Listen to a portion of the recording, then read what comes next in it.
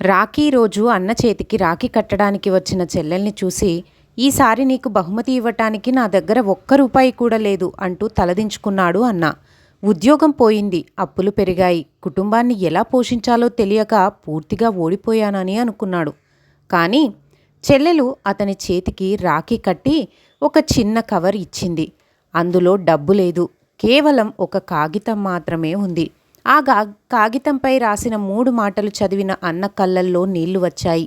ఆశ్చర్యమేమిటంటే అదే 3 మాటలు కొన్ని నెలల తర్వాత అతని జీవితాన్నే మార్చేశాయి. ఇంతకీ ఆ చెల్లెలు రాసింది ఏమిటి? ఓడిపోయాననుకున్న ఆ వ్యక్తి మళ్ళీ ఎలా నిలబడ్డాడు? వరంగల్లో సురేష్ తన భార్య, 2 పిల్లలతో చిన్న అద్దె ఇంట్లో ఉండేవాడు. ఒక ప్రైవేట్ కంపెనీలో 12 ఏళ్లుగా పనిచేస్తూ కుటుంబాన్ని బాగానే చూసుకునేవాడు.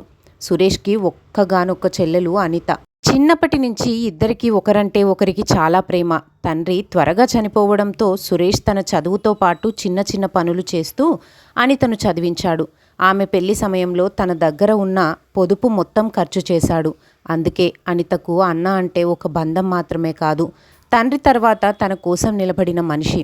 కానీ 1 సంవత్సరం సురేష్ జీవితంలో పరిస్థితులు ఒక్కసారిగా మారిపోయాయి. అతను పనిచేస్తున్న కంపెనీ నష్టాల్లోకి వెళ్లడంతో చాలామందితో పాటు సురేష్ ఉద్యోగం కూడా పోయింది. మొదట నెల రోజుల్లో మరో ఉద్యోగం దొరుకుతుందని అనుకున్నాడు. కానీ 3 నెలలు గడిచినా పని దొరకలేదు. ఇంటి అద్దె, పిల్లల స్కూలు ఫీజు, అప్పులు, వాయిదాలు ఒక్కటొక్కటిగా అతని మీద భారంగా మారాయి. తెలిసిన వాళ్లకు ఫోన్ చేసి ఉద్యోగం అడిగాడు. కొందరు చూద్దామన్నారు, మరికొందరు ఫోన్ కూడా ఎత్తడం మానేశారు. 6 నెలలు గడిచేసరికి సురేష్లోని ధైర్యం పూర్తిగా తగ్గిపోయింది. ఉదయం లేచి ఉద్యోగాల కోసం తిరిగి సాయంత్రం ఖాళీ చేతులతో ఇంటికి రావడం అతనికి అవమానంగా అనిపించేది. నా వయసులో ఇక నాకు ఎవరు ఉద్యోగం ఇస్తారు? నా జీవితం ఇంతే అంటూ రోజంతా ఇంట్లోనే కూర్చోవడం మొదలుపెట్టాడు. అలా ఉండగానే రాఖీ పండగ వచ్చేసింది. ఉదయం అనిత అన్న ఇంటికి వచ్చింది. చేతిలో స్వీట్స్, చిన్న రాఖీ మాత్రమే ఉన్నాయి. చెల్లిని చూడగానే సురేష్కు సంతోషం కంటే బాధ ఎక్కువైంది. ప్రతి సంవత్సరం రాఖీ కట్టిన తర్వాత చెల్లికి ఏదో ఒక బహుమతి ఇచ్చేవాడు. కానీ ఈసారి జేబులో 500 రూపాయలు కూడా లేవు. అనిత రాఖీ కట్టడానికి కూర్చోగానే సురేష్ తలదించుకొని, అనిత, ఈసారి నీకు ఏమీ ఇవ్వలేను, నా పరిస్థితి నీకు తెలుసు కదా అన్నాడు. అనిత నవ్వుతూ, నేను నీ దగ్గరకు బహుమతి కోసం వచ్చానా అన్నయ్య అంది. కానీ సురేష్ కళ్ళల్లో నీళ్లు వచ్చాయి. నీకు చిన్నప్పటి నుంచి అన్నీ చేశానని గర్వంగా చెప్పుకునేవాడిని. ఇప్పుడు నా పిల్లల ఫీజు కూడా కట్టలేని పరిస్థితిలో ఉన్నాను. నేను ఓడిపోయాను అనిత అన్నాడు.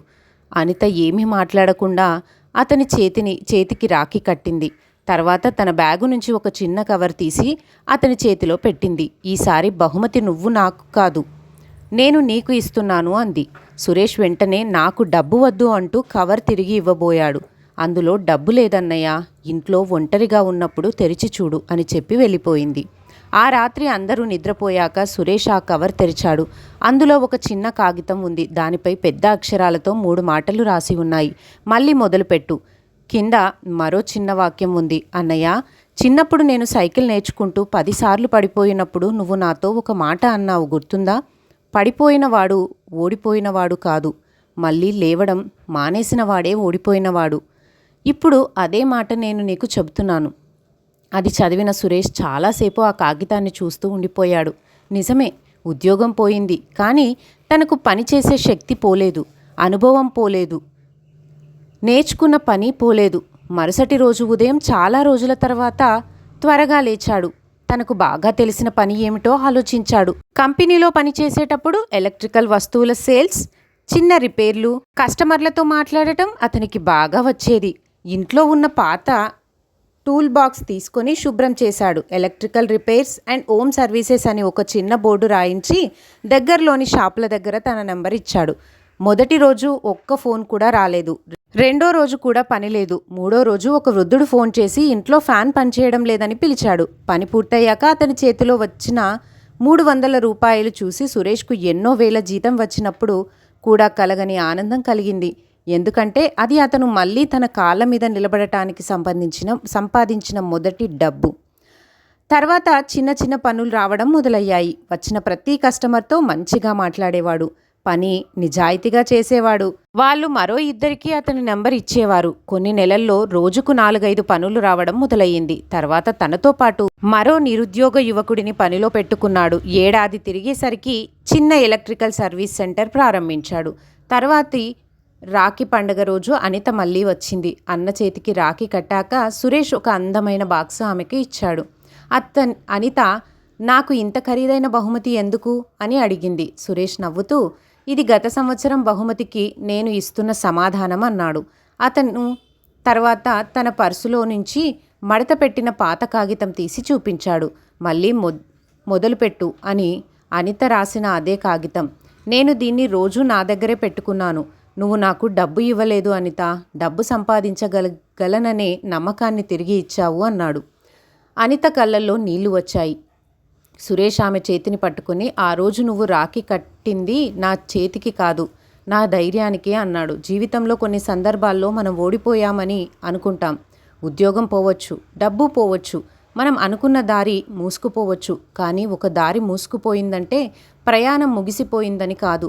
మన దగ్గర ఉన్న అనుభవం, నైపుణ్యం, కష్టపడే శక్తిని నమ్ముకొని మరోసారి మొదలు పెడితే చిన్న అడుగే అయినా మన జీవితాన్ని మరో దారిలోకి తీసుకెళ్లగలదు. పడిపోవడం ఓటమి కాదు, మళ్ళీ లేవటానికి ప్రయత్నించకపోవడమే నిజమైన ఓటమి. మన జీవితాన్ని మార్చటానికి ప్రతిసారి లక్షల రూపాయలు అవసరం ఉండదు. కొన్నిసార్లు మనల్ని నమ్మే ఒక మనిషి చెప్పే ఒక్క మాట చాలు. పరిస్థితులు ఎంత కష్టంగా ఉన్నా నా వల్ల కాదు అని ఆగిపోకండి.